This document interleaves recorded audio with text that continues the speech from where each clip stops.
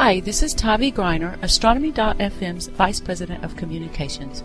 If you enjoy our programming, please let us know with a donation to astronomy.fm/donate. We really do rely on your support, and it's true, every little bit counts. AFM. Program complete. Enter when ready.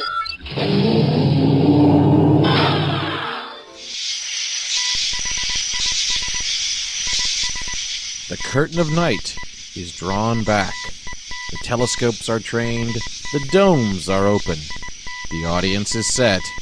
Now, step into the event horizon.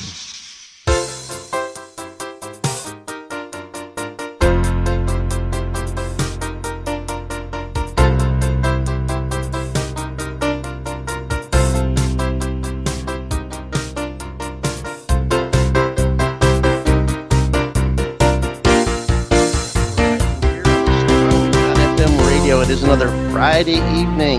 This one happens to be July 19th, 2019 at 9 o'clock in the evening. For those of us here in the eastern portion of North America. And don't forget, of course, we have our chat room open for you to come on over and join us.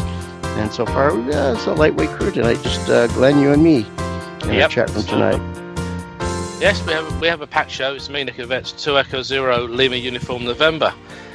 We've got some interesting stories, some topical stories. If you're not in the chat room and you want the links, you're going to have to wait until I publish the YouTube version tomorrow. Probably tomorrow morning or tomorrow lunchtime. I will be publishing this week's Pirates at exactly the same time, and I'll publish that onto Marty's Pirates Facebook page.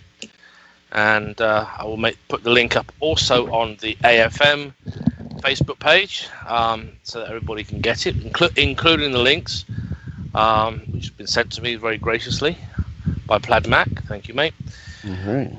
Okay, so what is so special about July 2019? Well, it's Apollo 11 50th anniversary. It's landing eve. Yeah, and do you remember where you were, Marty, on that fateful night? Of course, I was watching it on TV like everybody else. So was I. In fact, I didn't go to school the next day. And that I don't remember at all. I think I did, but I don't really. Well, it was July. Nobody went to school the next day. Yeah, you don't in America. But, it was July. I still had school the next day. You had summer school? No, regular school. Oh, yeah?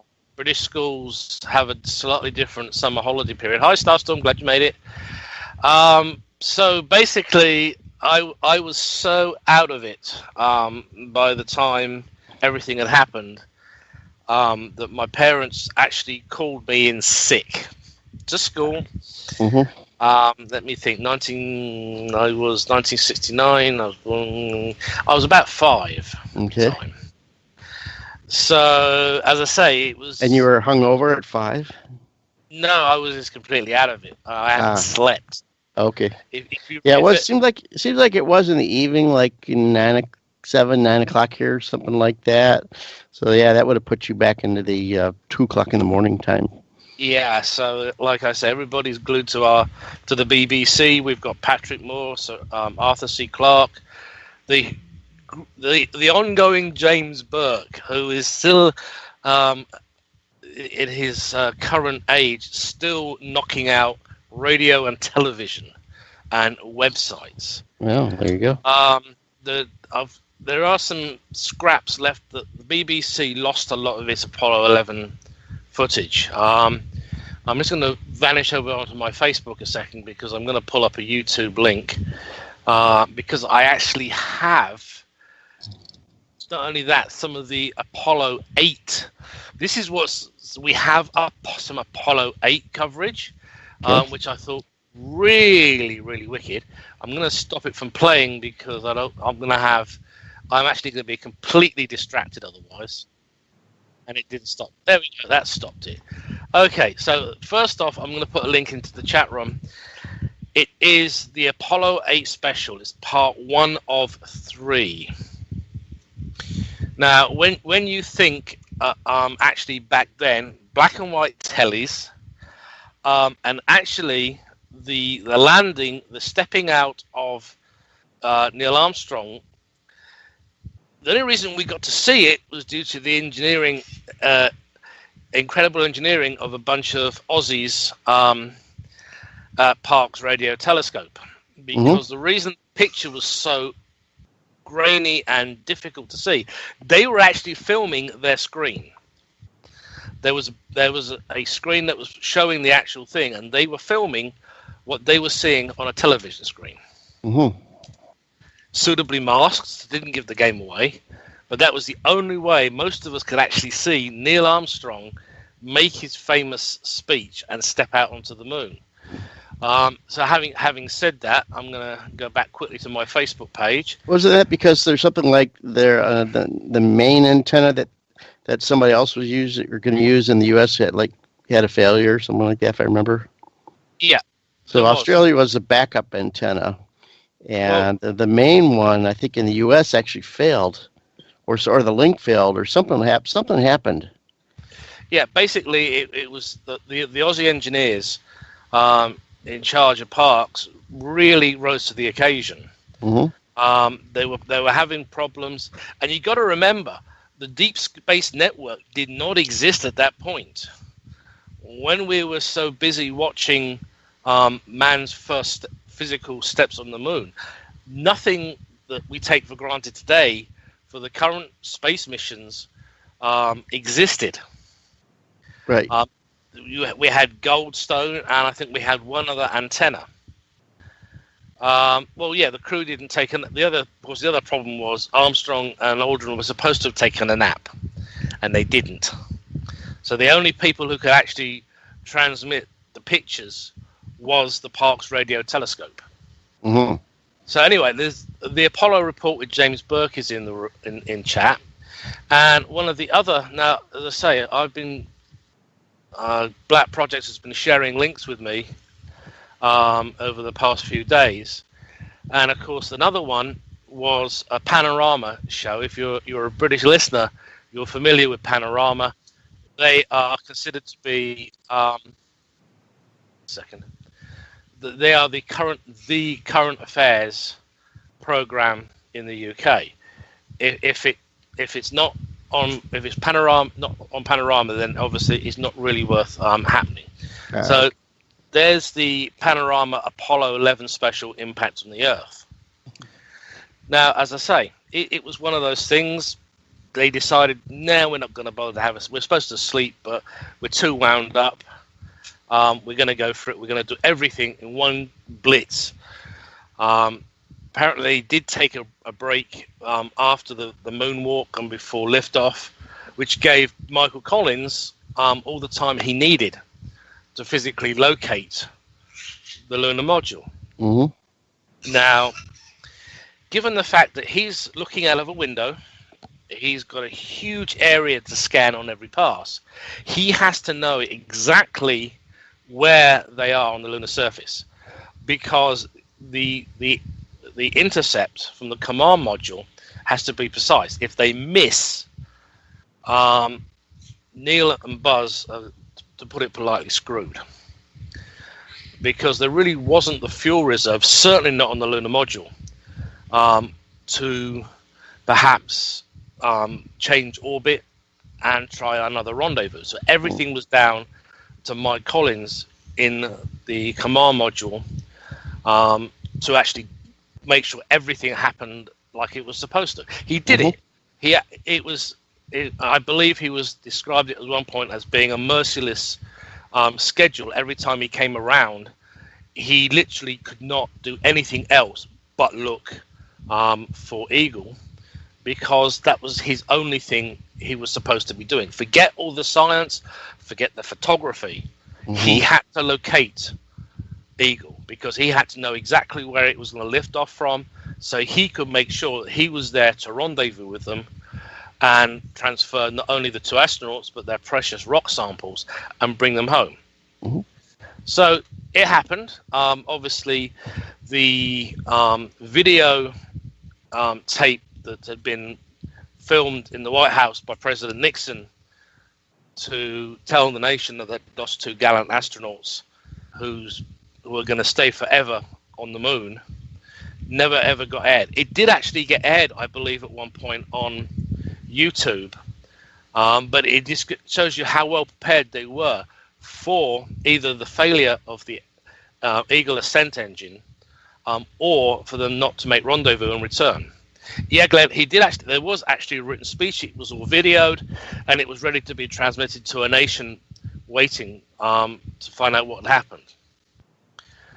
I will try and find the link for the YouTube post. Having said that, move forward 50 years. We now have a situation where we have another space race. It's not, unfortunately, it's not the one that we originally had, which got us to the moon. It is the one between Russia, between China, and the US. Russia is interested in the moon again, to a point.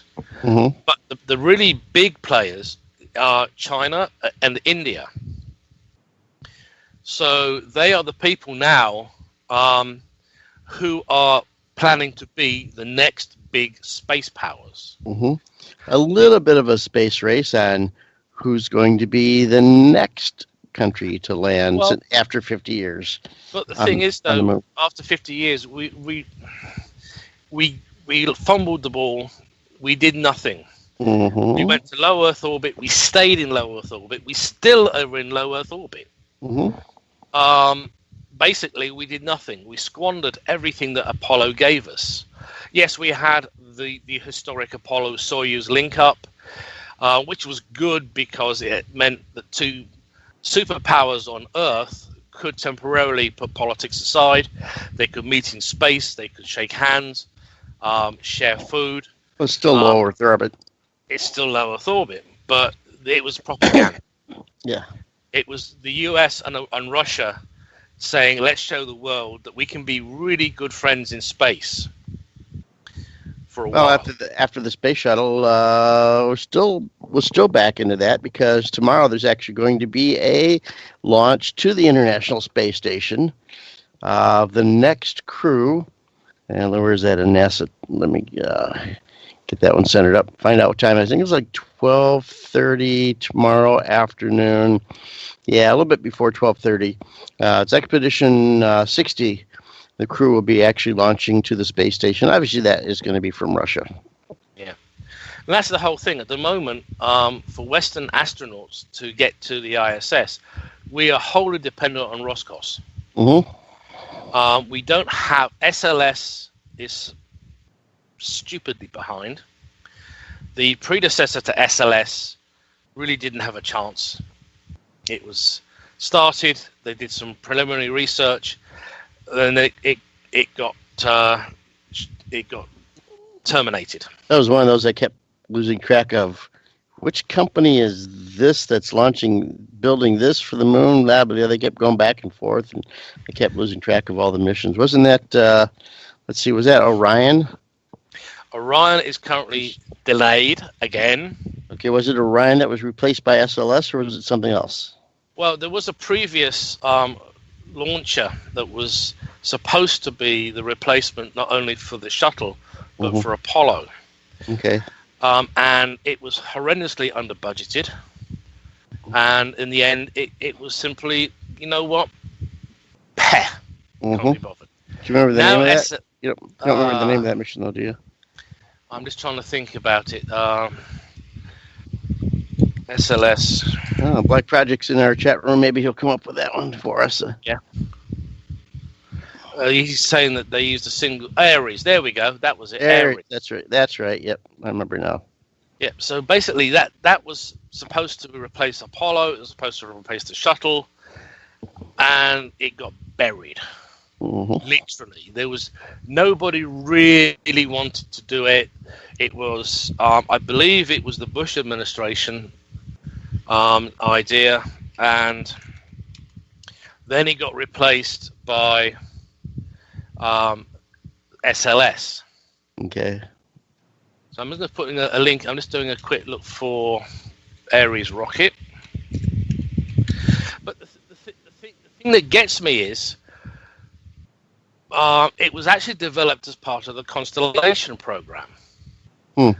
Ares 1 was what originally known as the Crew Launch Vehicle. Yep, thank you.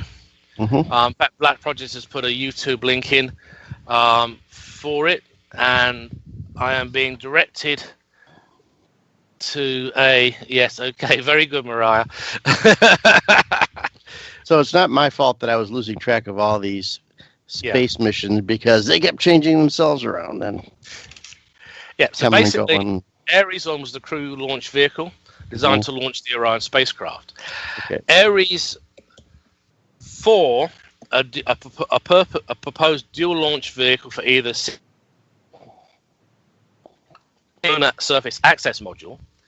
Ares 5 was a cargo vehicle. It was intended originally to launch the lunar surface access module. They paid for one launch and cancelled the rest. The Ares ICBM was a proposed ICBM and SST launch vehicle. It was a shambles. I have to say, as a space program, it was an utter and total shambles. That's what happens when you don't support things all the way through to the end, to the finish, and monitor it properly, but not too much oversight. A little bit of that is the problem. Obama and Congress killed off Ares and Constellation. Okay, that's when they were pushing for more robotic missions, I think. Yeah, they because didn't want to get into the man stuff and switched over to robotics. Man space is too dangerous. We lose people. Scary stuff. But the problem is the whole point of manned space is the fact that we need the Mark 1 eyeball. Robot probes are brilliant. They can they can show you a lot of information. They can get you into places you may not get a human initially. The thing is, though, it's the human eye that picks up stuff, and this is what Apollo proved. It was a simple thing that caught in the back of the side of the eye of an astronaut that let him realize that there was orange soil on the moon. I think it was in Frau Morrow region. I don't remember. And the whole thing is, if it hadn't have been for the Mark 1 eyeball, it would have been missed completely. Right. But that was like a one-off incident. So you still can't have people going through Jupiter's radiation belts like you can robots, though. You can't have, people landing on Mars yet. So, but you can get a lot of space probes on Mars right now. So, people can do a lot, but people can't do it all. So that's why you got to have a blend of missions between robotic and human missions. I think the thing is, though, what people forget is the human man the human male or female astronaut on the spot is apt to pick up on things which a robotic probe operator back on Earth will miss, or by the time they've realized what they've seen. Maybe. Well, let's think about it. That's still supposition based on basically one incident. So you can't say that's the whole thing. It's going to happen that way. So you just can't. It happened once. It was good. If that rock was missed, that's fine. A robotic probe might have found a different, more important rock. You never know, because they were distracted. The astronauts were walking on the moon. Were distracted by an orange one, but they missed the green one around the corner. So But the thing is, though, Marty, you can't go all in on one way, though. An astronaut can turn around and go back to something. Oh, so turning a robot around, given the time lag between Earth and Mars, for instance, is very hard. And you have got to hope that somebody saw the flash of something on their screen. And here's a little diversion. In the 2013 film Star Trek Into Darkness, there is a desktop model of the Ares 5 rocket in the office of Admiral Alexander Marcus as part of his spaceflight collection. I just thought I'd pass that one on. Oh, okay. But anyway, seriously though, humans have this ability to use peripheral vision. Peripheral vision is not something a robot has. Oh, it can be made that way. Sure, you can put a 360-degree camera, which is better than the 180-degree view that a human has. And you could have multiple personnel watching the monitors. So you could have 10 people watching monitors and having 10 different cameras on a probe rolling along. Yeah, but think about this though, Marty. Voyager I think it was Jupiter. The cryovolcanoes that was picked up by Carolyn Porco. Mm-hmm. That was because a human was going through images. Right, but a human did not need to be on that probe. I can understand it being difficult to send a human to Jupiter. Because, yeah, I agree, the radiation belts are horrific. They're far worse than we ever deal with. The Mark 1 eyeball tends to be one of these things that it picks up stuff. Now, jumping to the future, to now. Oops, didn't want to do that. Did I now? Oh, well, let me just reopen that link. Now, Mr. Musk has told us he thinks we can land on the moon in 2 years. Mm-hmm. Now, this is a guy who is driven. Not all of us agree with everything he's done. Say no more.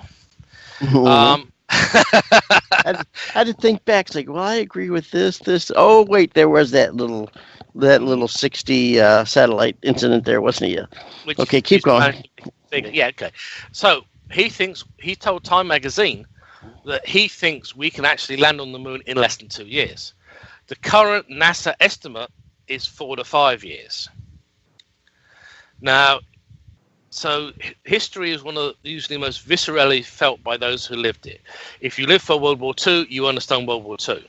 If you came along 2 years after Apollo, yet space seems to be in your marrow. It seems to be in your DNA. Well, maybe both of them are right. Elon Musk thinks that he can land an astronaut on the moon in 2 years, and NASA thinks they can land an astronaut on the moon in 4 years. So, not difference of opinion, just different capabilities. Well, I think the difference is, obviously, Musk has convinced his shareholders that it is a viable proposition. Mm-hmm. Now, the thing is, from his point of view, commercially, he is using the money he is making from his SpaceX launches to fund his freaking great rocket, one description of it, and which is designed really for man to Mars and home. Yeah, he's going to use off-the-shelf parts. He is not really reinventing the wheel. Well, I thought they reinvented that rocket engine after those Russian engines failed miserably. They went back to a tried and tested design. Now, the really fun thing is we have the Apollo engines. Yeah, it's going to take a plumber to really explain it, how it works, because that's what it is. It's plumbing. Oh, yeah. It's pumps, it's combustion chambers, and it is a lot of piping. But if you get a really good plumber, and I'm waiting for someone to say Roto-Rooter, guys. Yes, I know, wrong context. The thing is, a plumber could probably teach the modern engineers how to build an Apollo F1 engine. The F1A, as Black Project points out, it was made and it's never used. We have the one thing which is guaranteed to get us out of low Earth orbit. Good grief, it's guaranteed to get us to the moon and maybe further and back. If you think about how they used the designs, they had multiple engines on the first stage. They then had lesser numbers as you moved up the stage, down to the very last stage, which contained the LEM and the command module that had one engine. But the F1A thrust was 2 million pounds. It is throttleable. And the only other person on this planet who has built an engine that can be throttled and can be reignited is Elon Musk. Mm-hmm. Because one of the things he had to demonstrate as part of his technological demonstrators to the US Air Force was that he could relight an engine in space, make an orbital correction, and then shut the engine down, wait a given period, relight the engine, and make it do things. Mhm. Everybody complained that Starman and the Tesla in space was putting junk in space. No, because it's going to go nowhere near the Clark belt. It is not going to interfere with space travel. They know where it is. And the thing is, they demonstrated time and time again the technology works. We now have the engine. It was going to be junk in space anyways. It might have been a giant lump of concrete, but he just picked one of his cars a little bit for show. But it was going to be junk in space anyways. The only way you could test a system like that, because you had to put in a payload equal to what the capability of it was going to be. If you're going to do a test, you got to do a test with payload, and so either it had to be some kind of weight, and to be honest, that was the perfect weight. Now, another thing we had to do in order to get to Apollo was we appropriated technology, which is fine. It happens. Aliens. No, actually, what not saying it was aliens, but it was aliens. No, it was actually technology created by the German-born engineer Werner von Braun, 1912 to 1977. Now, a lot of people say, why did we turn to von Braun? Well, because he was actually capable of launching rockets successfully and repeating it as much as required. He also had the vision. He wanted to go to the moon. He didn't want his rockets to become weapons of war. He wanted to do science. Obviously, it's the old story. We're about to have a war with somebody. So guess what? We're going to take your technology. We're going to completely abuse it, and we're going to use it to wage war. So obviously, the establishment had to decide: can we use this technology? Do we have the right to? And in the end, they did. Now, he was working for the U.S. Army Ballistic Missile Agency in Huntsville. And he actually had the vision to go to Mars. I've actually got a book that's on my bookshelf. It's right actually beside me. It is called The Mars Project. And this was first published in 1953. Now, he's completely listed everything. The science in I read this. If I have a sleepless night, guess what I read? I pull out my copy of von Braun's The Mars Report, and I can guarantee I will get all the way through it, and then it's going to be, I'm ready to sleep. Mm-hmm. But it is an extremely good book. Yes, it's very dry. It's very scientific. But that's what makes it good for sleeping. Yeah, I used to read Kip Thorne's Black Holes and Time Warps. That was one of my favorite sleeping books. Technology books are really great for getting you to go to sleep. I don't know. I actually read them at work sometimes when I'm not busy, and it's good fun. It keeps my mind ticking over. Mm-hmm. Now, something else I found for tonight. Yeah, I know this is becoming a bit of a monologue. But it's nearly finished, folks. Here is a chart for you. Every mission to the moon, the failures, the successes from all around the world. It starts off back in, scrolling to the top of it, 1958 with Luna 0. It blew up. There was an unnamed lunar probe. Then there was Pioneer 1, another unnamed Russian lunar, Pioneer 2, etc. It's a great little list of how far they got. Did they blow up and launch? Did they blow up in Earth orbit? Did they make it to translunar space, to lunar orbit? Or were they? Did they crash on the moon or soft land? So there's a little potted history of every mission to the moon. One of the other things, of course, I found was the fact that, of course, Google is celebrating the lunar landings. They've got a lovely group, Google Fruidle, whatever they call it. Goodle, thank you. It's been a long day, and it is a very hot day. It's 98 where I am, 98 Fahrenheit. Anyway, the Google Doodle for the moon landing. So, as I say, it's just one of those things. It is really a very interesting period to have been alive in. I remember most of the missions. It's what got me into astronomy. Then, of course, I discovered Star Trek, and then I really wanted to be into astronomy. I had my own telescopes. My parents got me a telescope, a little refractor. It was one of those cheapo Tasco jobs. It was brilliant for looking at the moon. Mm-hmm. Absolutely garbage for everything else, but I could see the moon, I could see craters, I could see the mare. It worked. I got hooked. Once I started earning money, of course, then I started buying my own telescopes. I have a few. But, yeah. I know one of the first attempts for a astronaut going to the moon was actually in 1955. The astronaut was going to be Alice Cramden. She would have been the first woman in space. A show called The Honeymooners. To the moon, Alice. To the moon. You had to go there, didn't you, Marty? I had to go there, yeah, because it's our break time.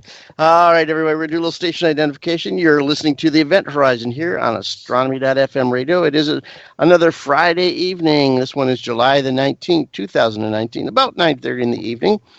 For those of us here in the eastern portion of North America, Universal Time would put it at 1:30 in the morning, Saturday morning, July the 20th. So we're live for the next half hour. Don't forget to come on over and join us in our chat room. Go to the homepage, astronomy.fm, and you'll see down near the bottom where you get into the chat.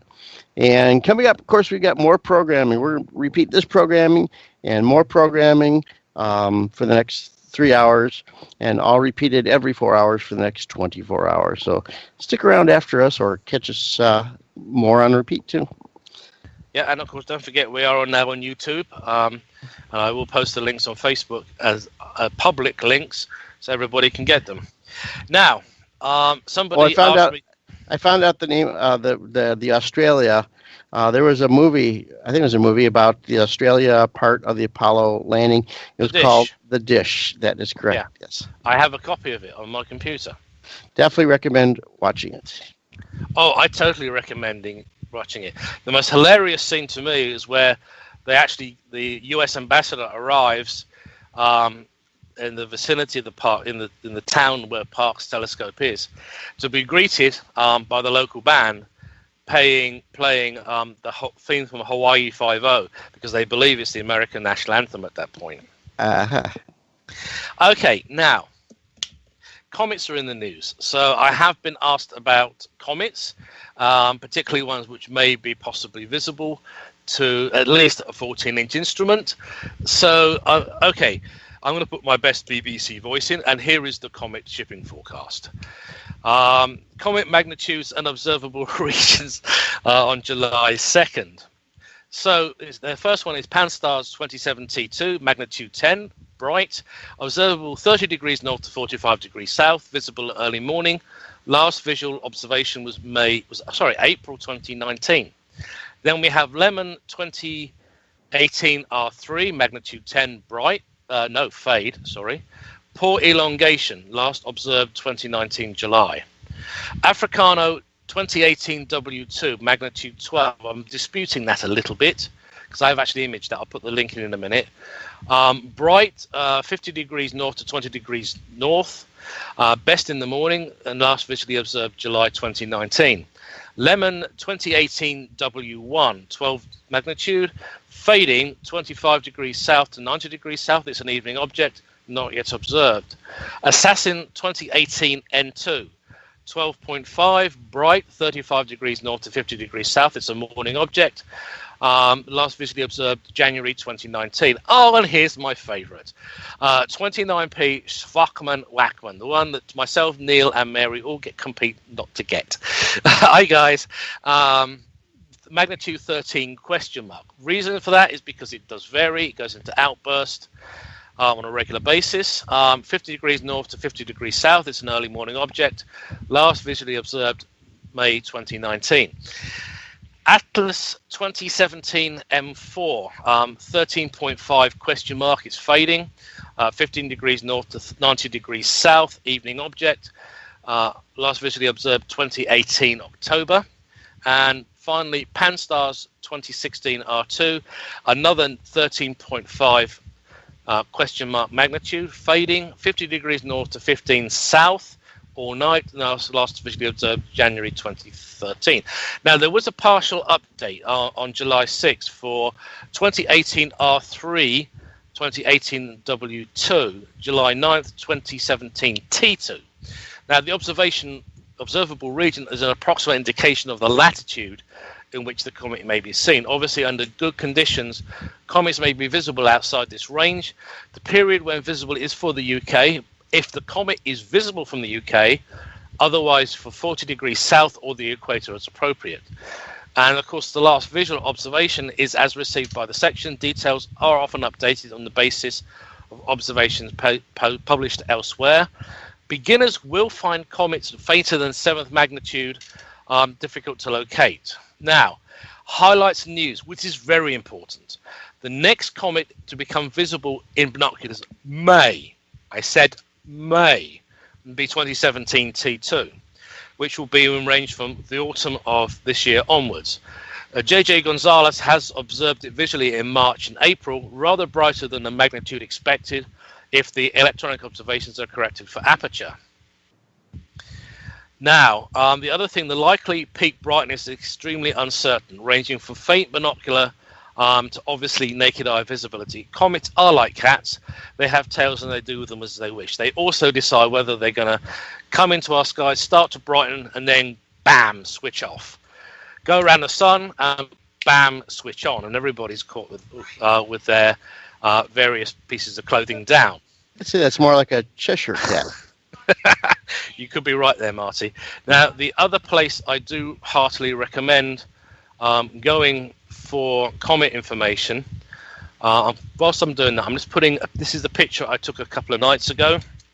Hi, Redshirt 3, glad to see you made it. This is W2 Africano. It's right slightly off center to the left. North is up, left to the right in this image. Now, bear in mind, this is still a very faint comet, but it is very much observable. And photographically? Photographically. But as I say, don't give up. Use the star charts, and you should still be able to find it. Now, a couple of other places I do like to go for comets, particularly if I'm trying to locate them in the sky, is the skylive.com/comets. Thank you, Glenn. I thought it was good. I was lucky. Sometimes if I do actually say, okay, I can't be bothered to stay up to take this image, I get lucky. And of course, one of my other favorite places is the Skyhound, which it's linked to some very, very good software. Yep. But I'm going to put the link into chat because I know this is one you use as well, Marty. Yeah, I do basically two searches for comets. One, you could just Google weekly bright comets, and the other one is chasing comets. Google either one of those, and they'll get you to two different sites. I use them both because one generally has a wide-angle star chart, and then one has a narrow-angle detailed star chart. And so I definitely use them both for locating comets that are right on the edge of visibility. Now, the site I really do like to use is Yusuchi Yoshida's page. Just give me a second and I'll pull up a link for that. I think you know this one as well, Marty. Arith.net. Yep. That would be one of the two. I remember if that's bright comets or chasing comets. I think it's chasing comets. And he's got W2 at the top of his list at the moment. Okay. He's saying it's at about 11.8 magnitude as of July the 4th, Thomas Lehrman. It may go up to Mag 8 in autumn. So it should stay in the northern hemisphere for quite a long time whilst it's brightening. In the southern hemisphere, you're going to have to wait until mid-September. But as I say, it's just one of those things. And of course, one of the things I have noticed is that potential. I know we talked about the Dragonfly mission last week. I think it was Titan. And Titan, yeah. Unfortunately, because Dragonfly got picked, Caesar got dumped. Now, for those of you who don't know what Caesar is, it's the Comet Astrobiology Exploration Sample Return. It's going to an old friend, 67P. It's a sample return mission.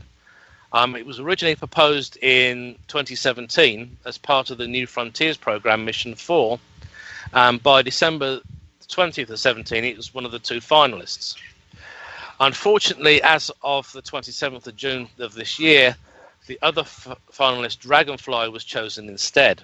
So Caesar basically got stabbed to death like 30 or 40 times, and the whole project's dead. Yeah, kind of like history repeating itself. Uh-huh. I think the sad thing is, Rosetta actually painted the way for Caesar because it proved that we could send a lander. Mm-hmm. It proved that we could stay in orbit safely around a comet. Mm-hmm. And as I say, it's kind of sad, really. I think we should have had both of these missions, but it was decided that Dragonfly was perhaps the one more they popular. wanted. It was more popular. Yeah. Which is to be more fun. Sad, really, but Mm-hmm. never mind. Mm-hmm. But as I say, it's just one of those things, unfortunately. Yep. I have a alert notice if anybody wants to do a little bit of observing. It's Tabby Star, astronomer from Louisiana State, is doing some work on Tabby Star and wants wants amateur astronomers to observe Tabby Star now through September.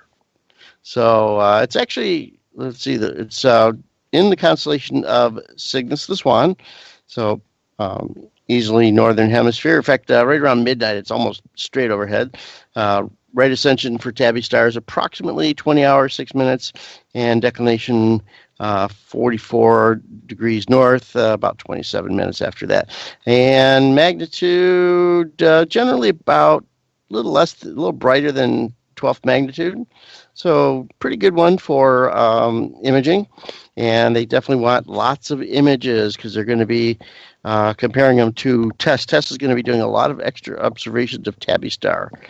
And they want more observations from amateur astronomers to contribute so that there won't be, or there'll be reduced gaps in the data from TESS being able to see it. So they really want to be able to pick out when there's going to be some dips in the brightness of this object. So really, they want short exposures, really good signal to noise ratio. So that means don't keep exposing it until everything starts getting fuzzy because that's going to upset the data. They want nice clean data, and they want lots of observations of TESS. So go to American Association of Variable Star Observers, AAVSO, Google that, and you'll find that under Alert Notice 672. Do some observations.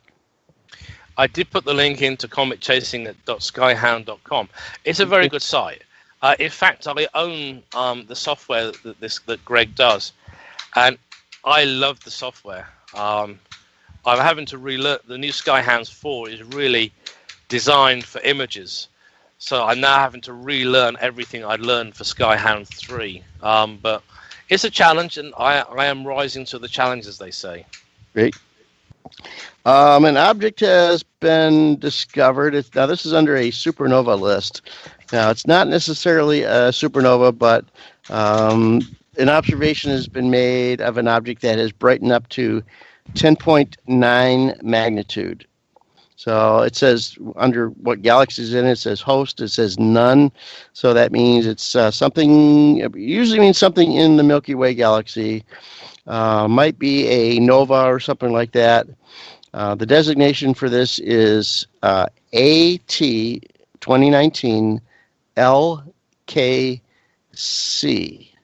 10th magnitude. Something brightened up, so if you get some observations of it, especially amateur-wise, if you can do some spectral work, that'd be great too. I have to comment on some of the things that's being put in the chat room. chat room. Black Projects has put a link in marked infamy. I know exactly what video that is. That is from Carry On Caesar. Redshirt 3 says, I hear the Russians are sending one to Rosetta with the acronym Mark Antony. I love it. I just totally love it. This is what's so great about doing the show live. We have everybody in chat. The jokes are coming out. The links are coming out. Everybody's having fun. I understand that one of the chat room members wants a Toby jug. Is that going to be full of beer or cider?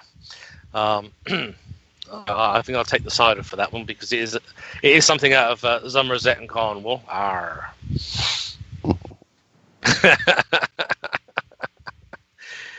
Carry On Clear. Close enough. But I miss the Carry On films. They were just absolutely awesome. They were epic. They were fun. Yes. Yeah, they were good. I've got them all on my hard drive somewhere. Ah, nice. Oh yeah, it is very, very nice. Very, very nice indeed. All right, I got an article here. This is from Alma, the Altacama large millimeter submillimeter array in Chile. Radio 66 antennas, radio telescopes, really high resolution. They have found a disk of material orbiting a planet around a star, and it looks like the disk orbiting a planet has some lumps in it, indicating this is probably moon-forming material that has been imaged by them. Radio imaged, by the way. Let me put that link into our chat room. Oh. So resolution is getting much, much better in radio astronomy, equaling some visual astronomy. So they're actually starting to see potential new moons forming around brand new planets, which will probably be also around new stars too. By the way, according to Comet Chasing in July, 27T2 will reach perihelion in May 2020. They think, it says currently predicted to reach naked eye visibility mid-May 2020.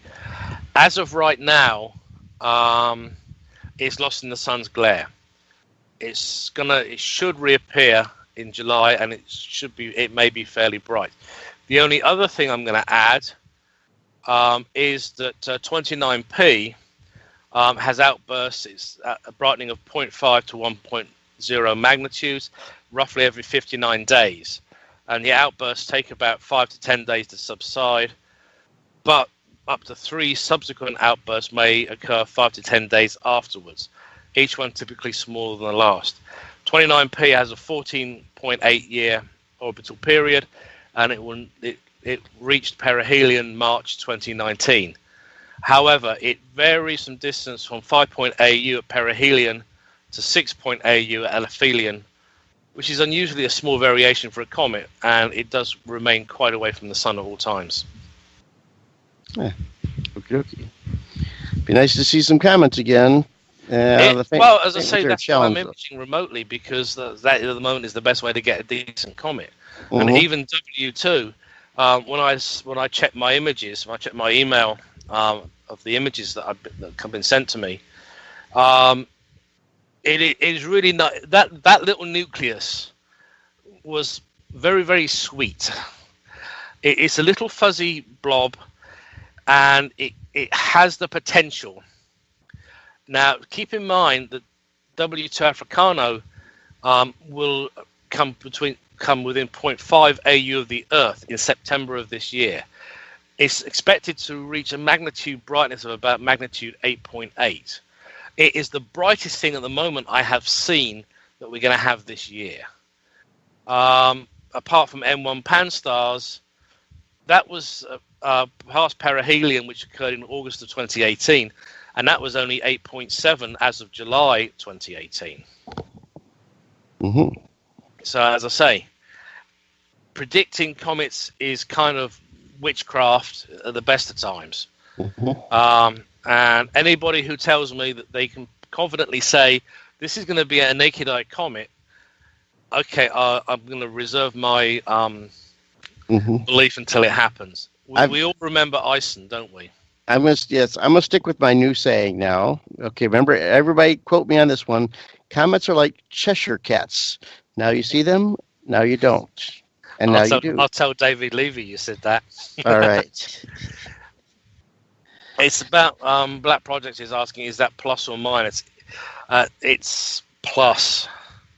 Some of these comets are very far out. Some of them are not destined to come that far into the solar system. But you know what? I will take a magnitude 8.8 any day of the week, given the fact that I'm being told.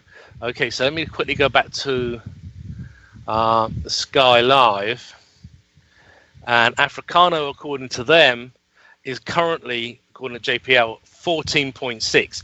That image I took of a comet, which I posted, is, according to JPL, estimated magnitude 14.6.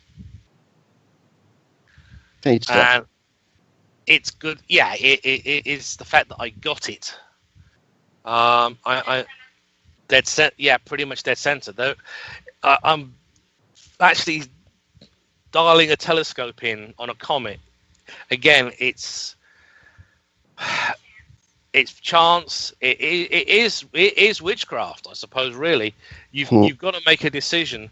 The last part of the RAN deck. Do you go for a solid decimal 0, or are you going to tweak it to decimal 0.05?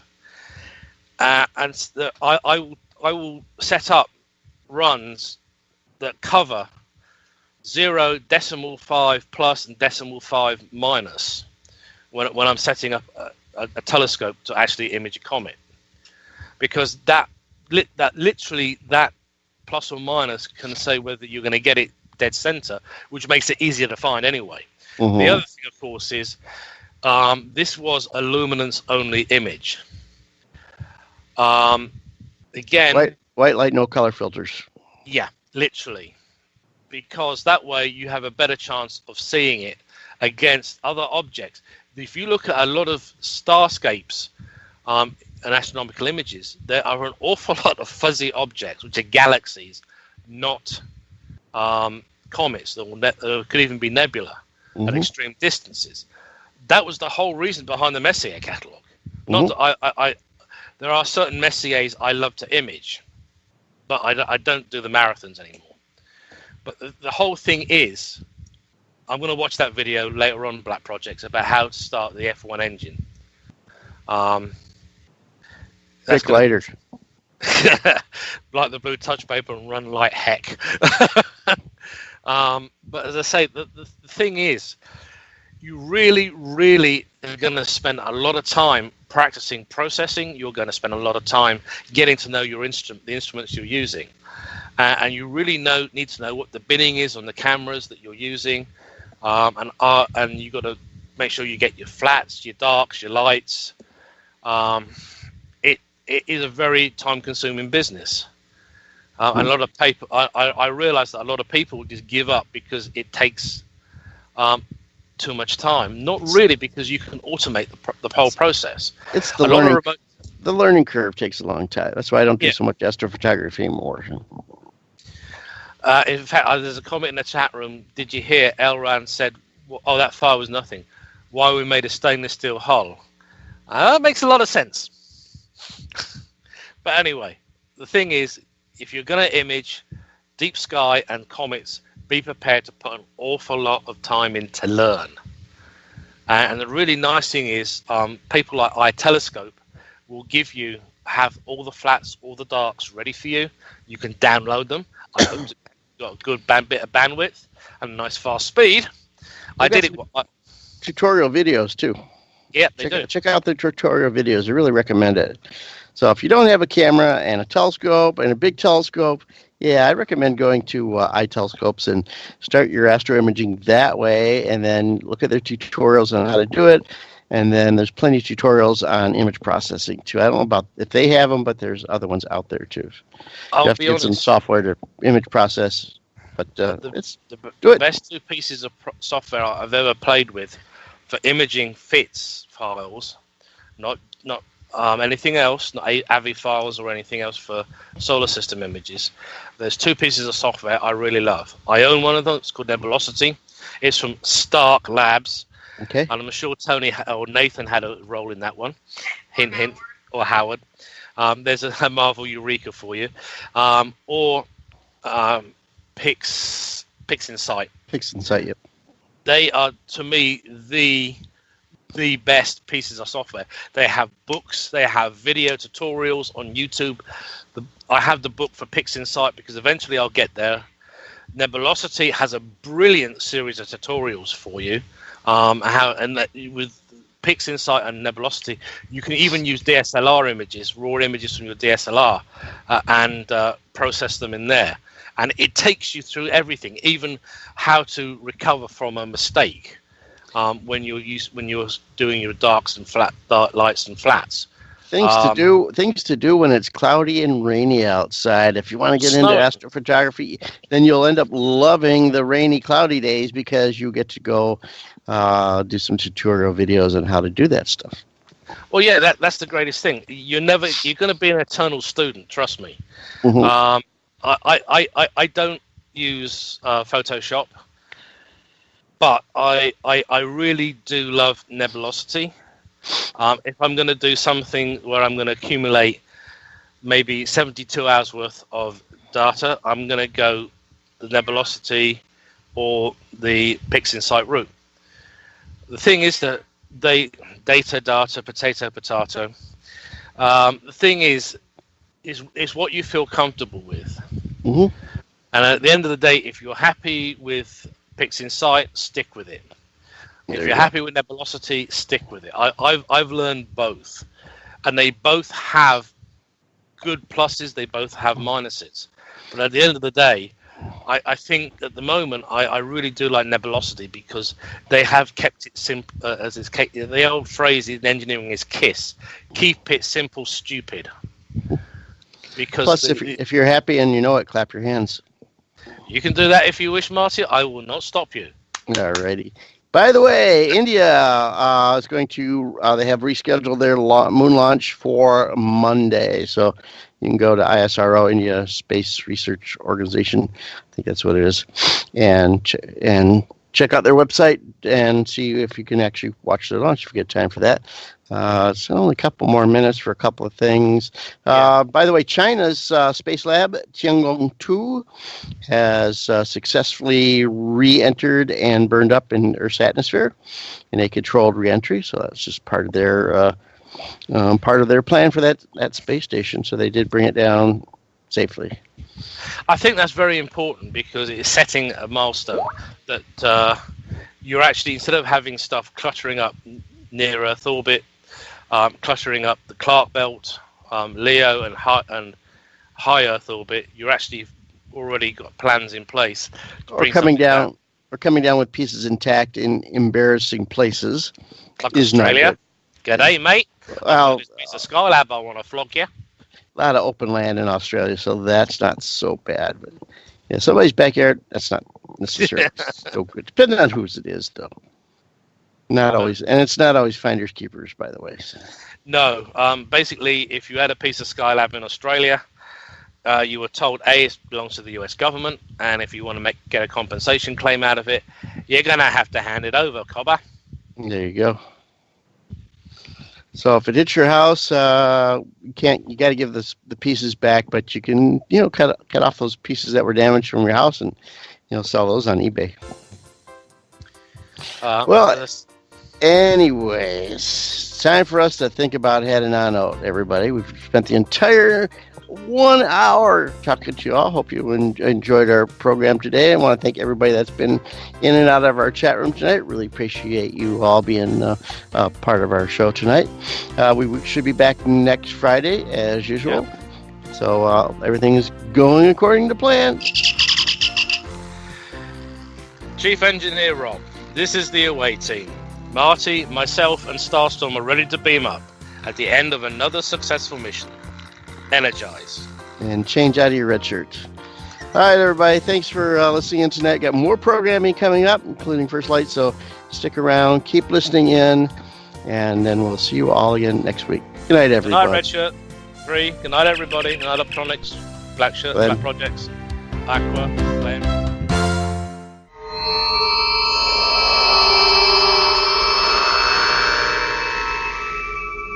We hope that you've enjoyed this program from AFM Radio, the broadcast service of Astronomy.fm. This program has been released under Creative Commons license. Please contact us for details.